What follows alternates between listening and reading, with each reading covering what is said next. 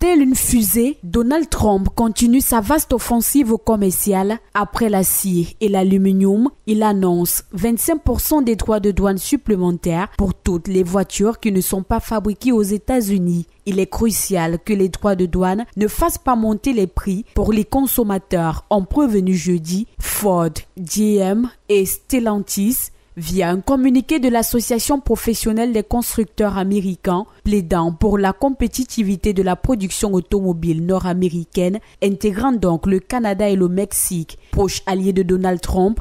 Elon Musk a averti mercredi soir que les nouveaux droits de douane auront effet non négligeable sur le coût de production de Tesla via les pièces détachées importées. Ces taxes sur l'automobile entreront en vigueur le 2 avril et commenceront à être collectées le 3. Le total de taxation sera de 27,5% de la valeur. Cette action constitue un signal fatal pour le libre-échange, a lugubrement réagi la Fédération des constructeurs automobiles allemands, gros pourvoyeur de luxueuse berline pour le marché américain. Le premier ministre canadien, quant à lui, Mark Carney, a dénoncé une attaque directe contre les travailleurs canadiens, assurant que nous les défendrons, nous défendrons nos industries, nous défendrons notre pays.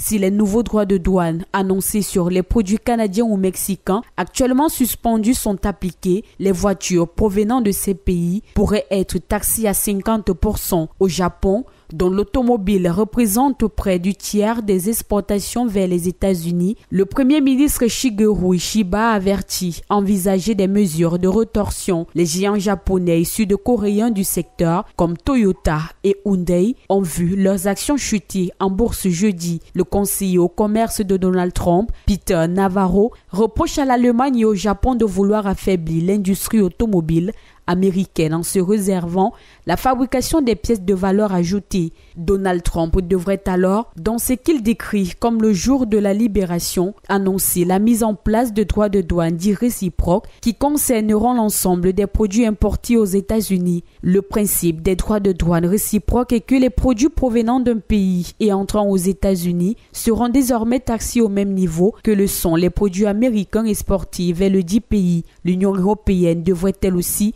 mettre en place des droits de douane sur certains produits américains mi-avril dans le cadre d'une riposte graduée. Tout est parti pour une amplification de la guerre commerciale.